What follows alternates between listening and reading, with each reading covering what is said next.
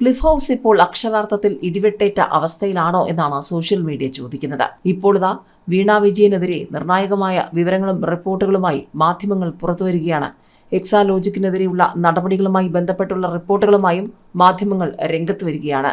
വീണയ്ക്കും എക്സാലോജിക്കിനും 1 ലക്ഷം രൂപ പിഴ കിട്ടിയതടക്കമുള്ള പഴയ വാർത്തകൾ ചർച്ചയാക്കിക്കൊണ്ട് മാധ്യമങ്ങൾ രംഗത്ത് വന്നിരിക്കുന്നു.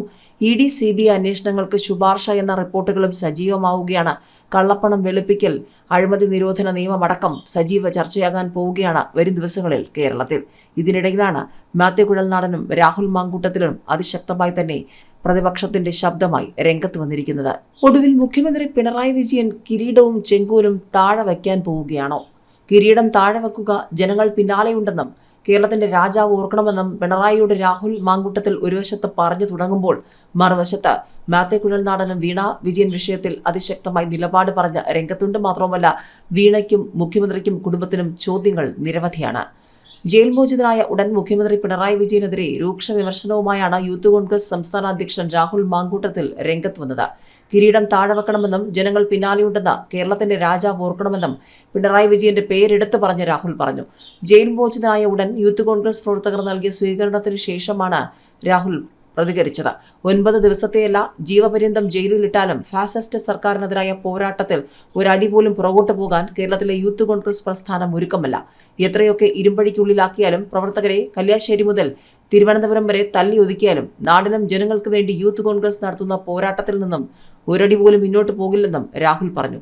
കഴിഞ്ഞ 9 ദിവസവും അതിനു മുൻപും നിർലോഭമായ പിന്തുണ നൽകിയ എന്റെ അമ്മ ഉൾപ്പെടെയുള്ള ഈ നാട്ടിലെ മുഴുവൻ അമ്മമാരോടും മുഴുവൻ മലയാളികളോടുമുള്ള നന്ദി വരും ദിവസങ്ങളിലെ ശക്തമായ പോരാട്ടത്തിലൂടെ പ്രതിഫലിപ്പിക്കും. ഒരൊറ്റ കാര്യം ഈ നാട് വാഴുന്ന രാജാവാണെന്ന് വിചാരിക്കുന്ന പിണറായി വിജയനോട് സൂചിപ്പിക്കാൻ ആഗ്രഹിക്കുന്നു. കിരീടം താഴെ വയ്ക്കുക, ജനങ്ങൾ പിന്നാലെയുണ്ടെന്ന കേരളത്തിന്റെ രാജാവ് ഓർക്കണമെന്നാണ് രാഹുൽ മാങ്കൂട്ടത്തിൽ പറഞ്ഞത്. മാത്രവുമല്ല, മാത്യു കുഴൽനാടനും അതിശക്തമായി തന്നെ കടുപ്പിച്ച് രംഗത്ത് വന്നിരിക്കുകയാണ്. വീണയ്ക്ക് പ്രതിരോധം തീർത്ത CPM ഇപ്പോൾ എന്തു പറയുന്നു എന്ന് ചോദിച്ചുകൊണ്ട് P രാജീവിന് മറുപടിയുണ്ടോ എന്ന് ചോദിച്ചുകൊണ്ട് ചോദ്യവുമായി മാത്യു കുഴൽനാടനും രംഗത്തുണ്ട്. മുഖ്യമന്ത്രി പിണറായി വിജയന്റെ മകൾ വീണ വിജയന്റെ എക്സാലോജിക് കമ്പനിക്കെതിരെ കേന്ദ്ര ഏജൻസി അന്വേഷണം പ്രഖ്യാപിച്ചതിലാണ് പ്രതികരണവുമായി മാത്യു കുഴൽനാടൻ MLA രംഗത്ത് വന്നിരിക്കുന്നത്. വീണ വിജയന് പ്രതിരോധം തീർത്ത CPMന് കേന്ദ്ര ഏജൻസിയുടെ അന്വേഷണത്തിൽ എന്താണ് പറയാനുള്ളതെന്നും മാത്യു കുഴൽനാടനും ചോദിച്ചിരുന്നു.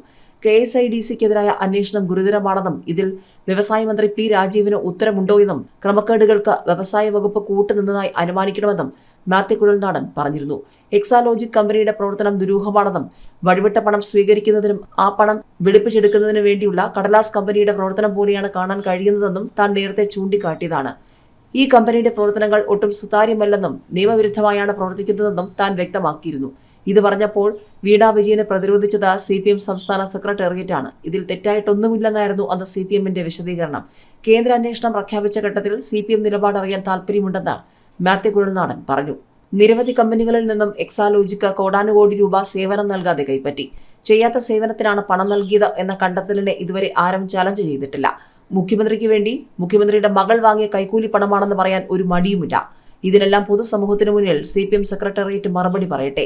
തനിക്ക് എതിരായ വിജിലൻസ് നടപടി ഉൾപ്പെടെ കഴിയാവുന്ന കാര്യങ്ങൾ ചെയ്യട്ടെ എന്നും മാത്യു കുഴൽനാടൻ കൂട്ടിച്ചേർത്തു.